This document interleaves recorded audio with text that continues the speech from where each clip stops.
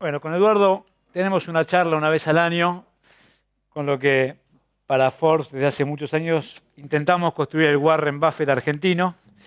Entonces, una vez al año recorremos algunas charlas para que tenga la oportunidad de hablar con Eduardo, que abarca más de un tema, no solamente el tema real estate que vamos a hablar, sino finanzas y muchas veces arte también.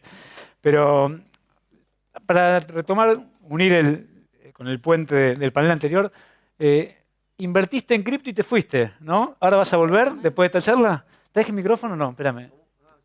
Hay una mano ahí atrás. Acá, acá. Es- Acá, mira. mm. ¿Tenés este? O- Hola, hola, hola. ahí va.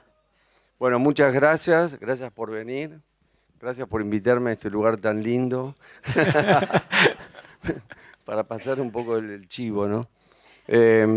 Bueno, sí, yo invertí en cripto, pero dentro de un portafolio, o sea, no soy un fanático de las cripto, pero bueno, lo que vi, que él lo dijo en parte, es que las cripto con la suba de la tasa, o sea, cuando subió la tasa empezaron a caer todos los activos. En realidad, cuando subió la inflación, las cripto empezaron a caer con la caída de todos los mercados y la suba de la tasa de interés, porque en realidad la criptomoneda, desde un punto de vista fundamental, está para preservar el valor de la moneda, más que para timbear, diría yo, y que justamente está para preservar el valor de la moneda contra la hegemonía arbitraria, que es muy discutible, de los bancos centrales, ¿no es cierto?, que monetizan, emiten, y entonces, bueno, ese es el principio. Entonces, en realidad, cuando hay más inflación, la cripto, como el oro, debería ser un resguardo. Lo que le está faltando a la cripto es la calidad, lo que se llama el asset class, o sea, bajar la volatilidad. Porque si vos tenés un activo que por ahí te sube el 100 o baja el 100 o baja el 50, bueno, ahí obviamente eso es una limitación. Y en definitiva también, o sea, yo creo en la cripto a largo plazo, pero también creo en la naturaleza humana que no cambia. La naturaleza humana eh, es única, tiene cambios, pero somos codiciosos, somos ambiciosos. Y un mercado no regulado, cuando empieza a subir, la gente en realidad está comprando para ganar dinero y rápido, que es una cultura que es...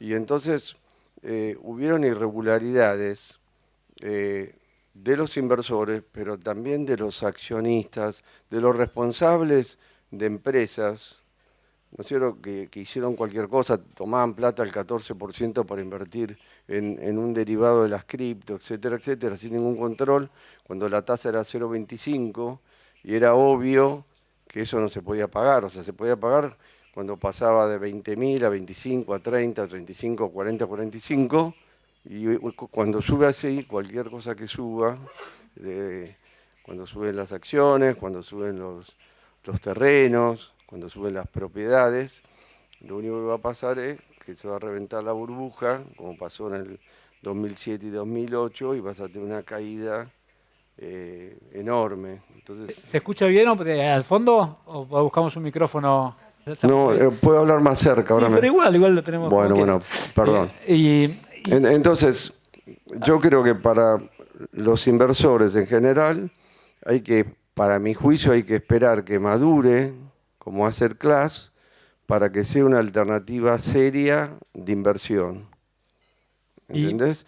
y Y vos- 2022 fue un año duro para el mundo financiero global. El índice cerró 23 puntos abajo. Hubo un informe de JP Morgan que pronostica un año de recesión 2023, aunque la tasa de desempleo no está tan mal en Estados Unidos. ¿Cuál es tu panorama global 2023 con el que nos vamos a encontrar? Ok, tratar de hacer un recorte si querés, histórico, pero el presente y el futuro. Eh, y cuando hablamos por teléfono, yo te dije, bueno, hay una característica que es la incertidumbre. O sea, estamos frente a un nivel de incertidumbre más elevado, extraordinario, siempre predecir el futuro es una lotería. Como dice Buffett, la macro no la manejo, entonces la estrategia de él es, sabiendo lo fundamental de las empresas, elige las empresas, el management, etcétera, y es su forma. Pero bueno, hay muchos inversores que van de una visión de la macro para orientar sus inversiones. Entonces, a grosso modo, lo que tenemos es que tuvimos un periodo rosa de inversión, de crecimiento, de comportamiento económico, que fue desde la última gran crisis, que fue el 2007-2008, Estados Unidos tuvo 12 años de crecimiento económico, o sea, fue el periodo de mayor crecimiento en la historia de Estados Unidos, un periodo de bajas tasas de interés, un periodo de baja inflación mundial, de fuerte crecimiento de China y de los emergentes que proveían los insumos, materias primas, maquinaria a bajo costo y permitía precisamente que la inflación fuese baja. Y tuvimos 10 años donde el S&P tuvo un crecimiento del 16% compuesto con baja inflación. O sea, es una época dorada. Y esa época dorada, que en realidad del año 80 viene un proceso de desinflación de la economía, que termina con la pandemia. En realidad la pandemia, no la pandemia, sino lo que hace el gobierno americano y la Reserva Federal, producto de la pandemia, que pone la economía en un coma, digamos, inducido. Por supuesto que ahí las tasas de interés bajan, inyectan una cantidad inusitada de dinero, o sea, más que duplican el balance del Banco Central, y además tuvieron un déficit de más del 15% del Producto Bruto para asistir a la sociedad, ¿no es cierto? Eso de ahí produjo entonces que la economía rebotara más de lo previsto, más rigidez de oferta, produjo una inflación que llegó al 9%. O sea, por primera vez en tantos años llegamos a niveles de inflación no visto de la década del 70.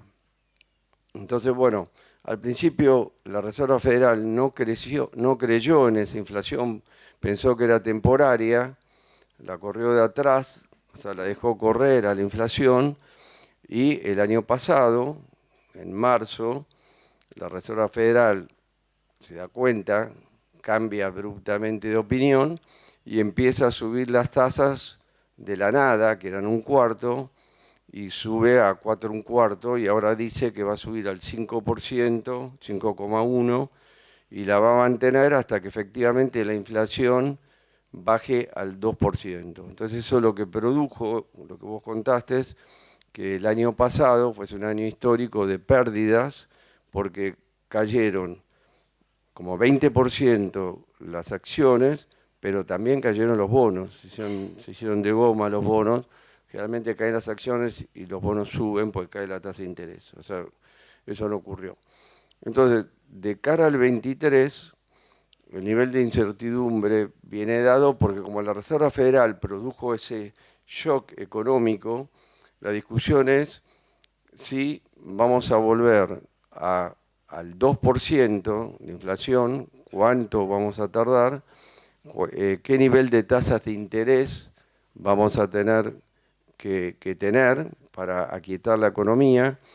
Como vos dijiste, la tasa de desempleo es el 3,5%, que es histórico del año 69, y lo que quiere la Reserva Federal es que aumente el desempleo porque el mercado laboral está muy demandado y entonces hay aumentos de sueldos, y entonces esos aumentos de sueldos, que es por encima del 2, atentan contra lograr el 2% de inflación, ¿no? Además, China no crece más al 9%, entonces la oferta de China no la vamos a tener.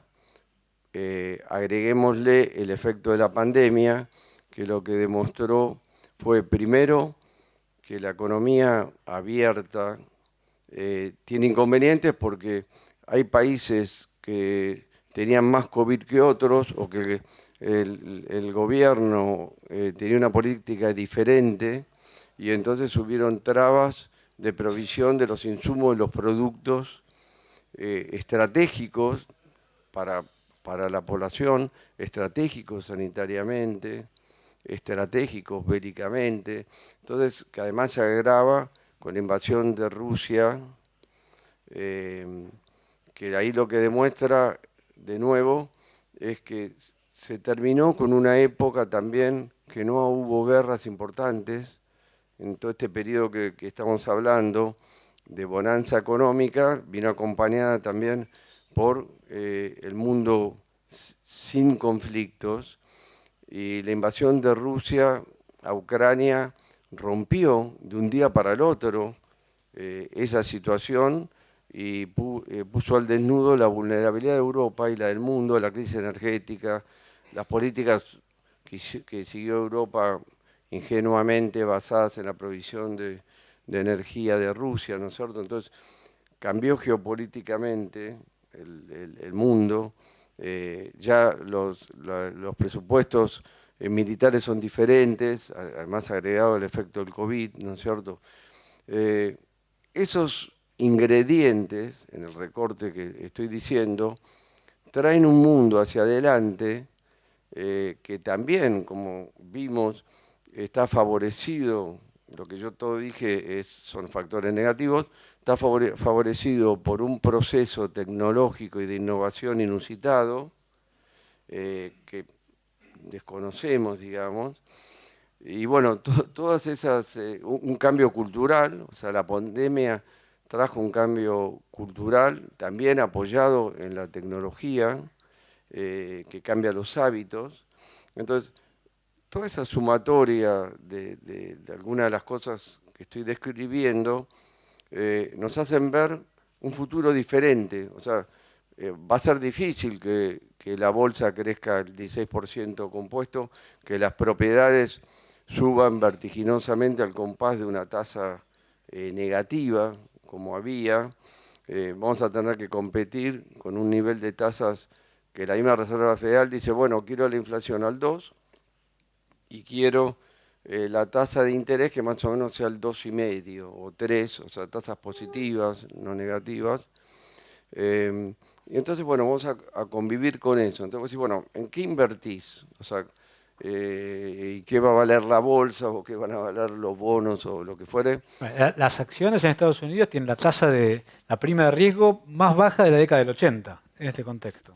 Sí, en realidad la bolsa que cayó 20%, que había subido inusitadamente, o sea, subieron todos los activos, dinero regalado, entonces subió todo al barrer, distintos tipos de empresas, todas las cripto, las propiedades, ¿no es cierto? Todo subió y después cayó, después se reventó la burbuja y fue una caída habitual. Ahora, la caída de la bolsa, que en realidad cayó 20%, bueno, la tecnología cayó más del 30%, es una caída que no fue como la caída que hubo en el 2001 o el 2008, que cayeron casi 50 por 40 y 50%, sino fue una caída del 20%, ¿no es cierto? Y eso te lleva a un valor que es más o menos el promedio histórico desde el punto de vista fundamental. Digamos, si uno compara el valor de las empresas con sus utilidades, más o menos son unas 18 veces, 19, porque también se discute cuánto van a ganar este año por la incertidumbre, pero no es que la bolsa está regalada, como en el 2008, ni tampoco está carísima, como el año pasado, o el año 2000, o el 2007. O sea, la bolsa tiene un valor razonable según la expectativa hacia el futuro. Hoy los agregados, los últimos agregados, están siendo un poco mejor a lo pensado. Digamos, parecería ser que la inflación se está moderando, está cayendo. Los últimos datos del aumento de sueldos fueron inferiores a lo que se estaba pensando, fueron 0,3. Lo que sigue habiendo en Estados Unidos es que por cada persona que quiere trabajar hay una demanda de empleo que es prácticamente 2 personas, o sea, es 1,7, o sea que el mercado todavía está muy demandado, por eso la tasa de desempleo es tan baja, digamos, ¿no? Y Eduardo, en este contexto de incertidumbre, que no es la primera vez que te enfrentás, ni hablar cuando invertías solamente en Argentina, donde la incertidumbre era y es constante, ¿cuál es tu regla de oro para invertir? Ahora después nos contás en qué invertirías y todos toman nota, pero ¿cuál es tu regla de oro para tomar decisiones de inversión en este contexto de incertidumbre? Bueno, la buena noticia para todos nosotros, inversores, ahorristas, es que la tasa de interés no es 0,25, ¿entendés? Y que la inflación tampoco es el 9, o sea, nos estaban desvalijando cuando ocurrió eso porque caían todos los activos y encima no podías invertir en nada y te comía la inflación americana, digamos. Entonces ahora se está moderando la inflación, que eso es bueno porque perdemos menos ahorro en términos reales, y nos subieron las tasas de interés. Y la incertidumbre es elevada. Entonces, un porcentaje importante de los portafolios deberían estar en deuda, digamos, deberían colocarse a tasa, que es lo que yo hice, digamos. Entonces, ponele que tengas una cartera que te dé una tasa del 5%, porque por ahí tenés algunos bonos corporativos, también puedes invertir en bonos de empresas corporativas de mercados emergentes que conoces, que por ahí tienen, que son buenas, que por ahí tienen 5 o 6% de rendimiento o parecido, y como la tasa de inflación está bajando, ya no estás perdiendo. Entonces, una manera de preservar el capital es, yo tendría el mayor porcentaje claramente en bonos. En el caso mío, yo tengo más o menos un 12% en acciones y después lo más tengo en bonos y en liquidez. En liquidez pero con tasa.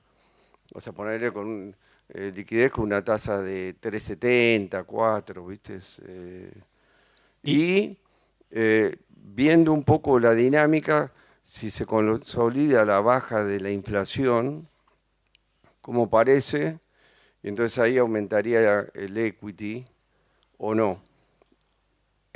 Las predicciones son totalmente variadas, o sea, los economistas difieren mucho, incluso ahora hubo un congreso de grandes economistas en Estados Unidos y justamente estaban discutiendo qué mal predijeron la macro, ¿no? Que tienen modelos de computación que predijeron muy mal la macro en los últimos años y entonces, bueno, es como que el tema era cómo tratar de mejorar esa predicción, pero por ejemplo vos tenés un gran inversor que dice que no hay que fijarse lo que dice la Fed, que va a llevar la tasa al 5%, sino que hay que fijarse lo que dice el mercado. Entonces, el mercado en realidad lo que está diciendo es que la Fed no va a llegar al 5 porque las tasas futuras están por debajo y lo que está prediciendo el mercado de alguna manera es que va a haber una recesión suave que va a hacer que la Fed tenga que empezar a bajar las tasas antes de lo que piensa, y- digamos, y ¿no? en acciones, como Buffett, ¿tenés el 40% en Apple? No. No, no, no, no. Bueno, primero tengo índice, Sí. porque aparte también está la discusión si es value o growth. Porque, bueno, vos viste que en realidad precisamente la tecnología fue la más golpeada, ¿no? Y entonces, si vos tenés, en caso que las tasas de interés no bajaran, la tecnología se afecta más ante la suba de tasas, pues son empresas que están endeudadas porque están financiando el crecimiento. Entonces hay como una mudanza de tecnología a empresas con valor, con cash flow positivo, con utilidades. Entonces esa dinámica también es incierta Por eso te digo, hay un nivel de incertidumbre en general. Entonces lo que me parece es que tenemos que ser prácticos, flexibles en nuestro portafolio e ir viendo cómo reacciona la macro, que en realidad no lo sabe nadie, o sea, no lo sabe ni Powell, ni Buffett, que él dice que no lo sabe. ¿Y qué Y entonces por eso aprendiste, Eduardo, frente a tu camino de inversiones con la incertidumbre? ¿Qué diferencia hay de Eduardo Costantini de hoy frente a la incertidumbre con Eduardo Costantini de hace 30 años? eh, ¿O, no, no, o te siempre fue parabas igual igual. frente a la incertidumbre, igual que hoy? No, o sea, primero cuando yo era joven, invertía en la Argentina y la Argentina no estaba correlacionada y no había inversores extranjeros. Entonces ahí tenía una ventaja natural que era leer el ciclo argentino. Hoy los mercados están siendo estudiados por millones de craniotecas preparados, que aparte responden, por ahí tienen redemptions de sus fondos, por ahí tienen que vender en contra de los fundamentals, pero te cambian el mercado, ¿entendés? Entonces, hoy el comportamiento del mercado, de mi mercado de antes, es totalmente diferente entre paréntesis, Argentina ahora está subiendo, la deuda está subiendo, no sé si sabés, Sí, digamos, sí. ¿no? Bueno.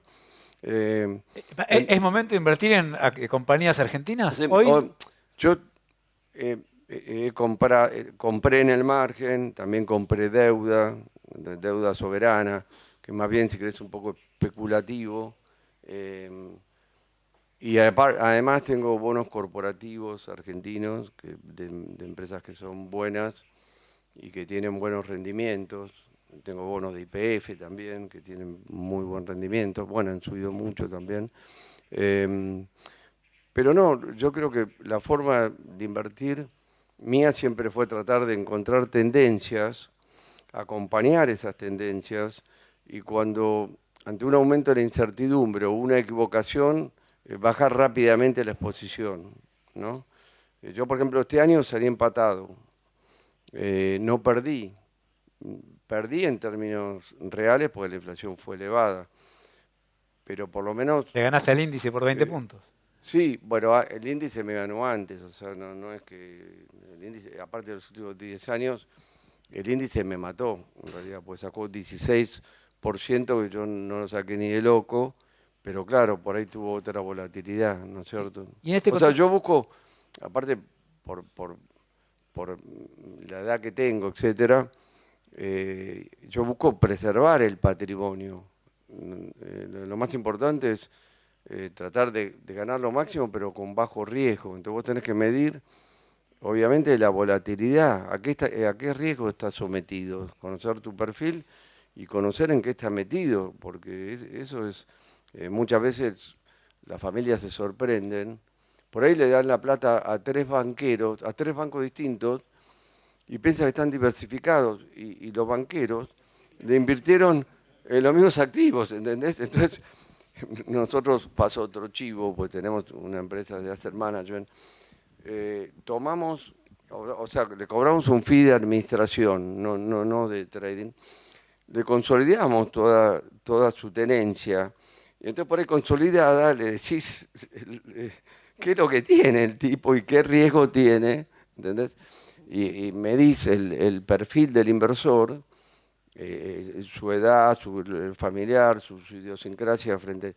Y en base a eso le alinea la cartera, ¿viste? O sea, salir a ganar al mercado sin ser financista es el peor negocio que pueden hacer, o sea, es un chino, ¿no es cierto? O sea, no hay que invertir en algo que uno no conoce, ¿entendés? esa creo que es una regla de Sí. oro que ya la estuvimos viendo antes en el Pero panel claro, anterior. entonces, la gente habla, no digo por el Bitcoin, pero por ahí, suponete los departamentos en Miami en el 2007, que vos ponías el 10% del departamento y no tenías la plata para comprar tres. Pero como subía toda la semana, yo conozco una persona que compró tres departamentos para revenderlos, jamás llegar al boleto, lo agarró la caída de los departamentos, obviamente no pagó ningún boleto, perdió lo que había puesto. El desarrollador también se fundió, terminó en manos del banco, Esa fue la última crisis Y microinversiones. Hoy, ¿conviene invertir en Estados Unidos? Los que dicen, bueno, voy a invertir en un departamento en Estados Unidos, en Argentina, en Uruguay. Depende qué perfil, depende qué contexto. Sí, Pero son distintos leyendo un poco el panorama, Estados Unidos está caro. Estados Unidos está caro, está ajustando un poco, ¿no es cierto? Bueno, sí, la opinión general, sobre todo del argentino, suponete que Miami está muy caro, ¿no es cierto? Que hoy justo lo hablábamos en un Zoom interno, ¿no? Efectivamente, bueno, ha subido muchísimo, hay factores estructurales también, y también ha habido una inflación enorme. La inflación de costos de los departamentos el año pasado fue más del 20% en dólares para los Mira, desarrolladores. alguien gritó, mira. Eh, ¿Y Argentina lo ves barato para invertir, Eduardo? Argentina depende de la situación política. Yo creo que el mercado ahora empieza a descontar el cambio de gobierno. Yo creo que debe estar pensando en un cambio de un candidato moderado que se va a moderar. La Argentina no tiene grado de libertad, o sea, no puede hacer locuras. Vos calculate que hasta el gobierno, donde imperaba más la política tradicional kirchnerista, tuvo que recurrir a Massa y su subministro de Economía con una política ortodoxa. Necesitamos la energía porque no tenemos dólares, entonces creo que dirigimos a una política energética razonable, que se le paguen dólares al inversor. No tenemos grado de libertad para hacer demagogia ni ser distributivos, la tasa de inflación está altísima. Tenemos problemas serios para este año porque la sequía es enorme y se pueden perder más de 10.000 millones de dólares, que ese es un tema. Tenemos la deuda en pesos, donde hay un porcentaje importante que es remunerada, entonces vas a tener que emitir un porcentaje enorme. Tenés como 10 puntos de deuda remunerada, que es lo que llevó a Macri a refinanciar la deuda. Y tenés tasas del 75%, que son 100% anual. Entonces tenés ese problema, tenés la sequía, que es otro problema. ¿No crees que el presupuesto que pusieron de 50% de inflación se va a cumplir el año que viene, este año? Pero bueno. Yo no creo. Pero hay un cambio de gobierno y los valores son muy bajos. Entonces, en el margen, digamos que sea 10%, podés invertir. Y bueno, y las propiedades, depende de dónde. O sea, en Nordelta tenemos precio máximo histórico. No es que me pase un chivo, pero no solo pasó en Nordelta. En mis más de 50 años de inversor y de inversor inmobiliario, nunca había vivido una crisis cambiaria, o sea, una suba vertiginosa en el valor del dólar y un aumento en las ventas en dólares libres de terrenos. O sea, nunca en Argentina, o sea, sube el dólar, baja todo. Bajan los bonos, bajan las acciones, bajan las propiedades. Y el cambio que trajo la pandemia, que sacó a la gente de los departamentos, la ciudad donde los servicios están todos cerrados, los restaurantes, se mantuvo los cines, 2022 esta los tendencia. museos. Se mantuvo en 2022 toda esta tendencia. ¿De inmobiliaria? Sí. Tuvimos 2 años, que fue el segundo semestre del 20, ¿no es cierto? Estamos en el 23, hasta todo el 22, te diría hasta los últimos meses del 22. Después las ventas se aquietaron un poco, pero se siguió vendiendo. Y la gente sigue comprando fuera de la ciudad, como dijo recién Mauricio. Sí. O sea, la gente busca calidad de vida. Y en la ciudad los proyectos, como él también dijo, son proyectos que se tienen que adecuar a estos nuevos paradigmas, ¿no? De espacios verdes, de mayor calidad de amenities. Eduardo, estamos ahora en Uruguay, muchos de nuestra audiencia son empresarios, directivos uruguayos. ¿Cuál es tu visión de Uruguay, dado que conoces hace tanto tiempo, que pasás tanto tiempo acá? ¿Qué es lo que más te sorprende de Uruguay hoy? Bueno, en realidad no me sorprende porque lo conozco hace mucho, pero sí lo que es novedoso es la cantidad de argentinos que hemos venido acá. Eso es un cambio estructural, ¿no es cierto? Y además, las otras cosas que ocurrieron, como el éxodo del centro, eso es como es un fenómeno internacional. Y después la estabilidad que hay en Uruguay, también ya la conozco, pero vale la pena resaltar. Y Uruguay es un país caro, o sea, para nosotros realmente es un país... Para todos, ¿eh? Bueno, pero para el uruguayo no. Sí, sí, también, La construcción sale muy cara. Lo que pasa es que la moneda está muy apreciada. Entonces, ¿y crees que se va a poder mantener en este nivel de apreciación la moneda? ¿Cuánto tiempo más? Es que yo debería conocer mejor, estudiar la estructura del mercado, o sea, porque si hay exportaciones, ¿no es cierto?, que alimentan el mercado y hay ingresos de capitales, es muy difícil apreciar el dólar, ¿entendés? Eso le ha ocurrido, no sé, a Japón, en fin. Entonces, yo veo que en Uruguay el dólar es como que tiene un problema estructural donde cuesta apreciarlo. Entonces hace muy caro y encima ahora los argentinos apreciamos más a Uruguay y entonces tenemos más demanda y venimos a vivir, etcétera. Y Uruguay cada vez es más internacional y todo eso te trae un flujo de capitales que te hace difícil apreciar el dólar, digamos, depreciar la moneda. Ya, aparte de apreciar el dólar, lo que apreciamos nosotros en Force son ese tipo de encuentros. Eduardo, la verdad que por ahí ya algunos que tienen alguna comida, no sé qué hora es, Sí. pero estamos ahí. Sí.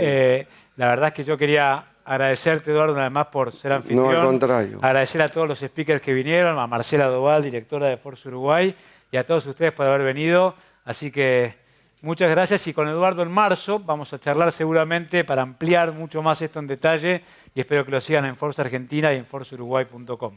Bueno, muchas gracias. Gracias por haber venido. Eduardo, muchas gracias. Se nos recuperó.